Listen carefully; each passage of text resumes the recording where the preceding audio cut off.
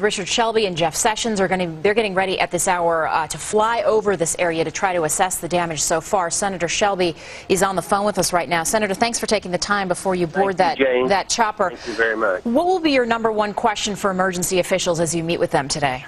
Is it working?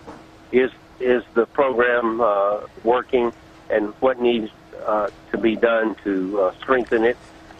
We all know that as long as the oil is pumping into the Gulf, we've got a problem. It's not a one-day problem either.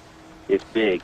But in the meantime, we have to stop what's coming toward the beaches, toward the estuaries, because we have so much marine life here. Yeah, and we heard just last hour from Admiral Allen, Thad Allen, from the Coast Guard, who's overseeing this effort, say it's going to be he says at least 90 days to contain this spill.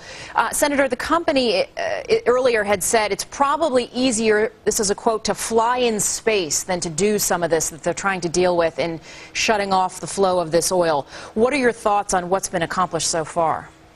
Well, I can't assess everything at the moment. I think everybody's really concerned. I just left a meeting that I convened of the local officials, NOAA, the emergency people, the Coast Guard, and everybody's upbeat, but they're not exuberant about anything. They're deeply concerned and should be, because we have a big task ahead of us. Yeah, and if I understand it correctly, and explain to us and our viewers, if you will, the company, BP, by law now, in the wake of what happened in Alaska with the Exxon Valdez spill, the company is required to pay for the cleanup. But in terms of the damages, those numbers are limited?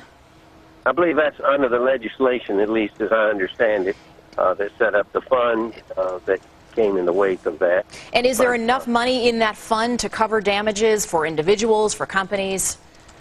I doubt it, because I don't know the extent of the damage.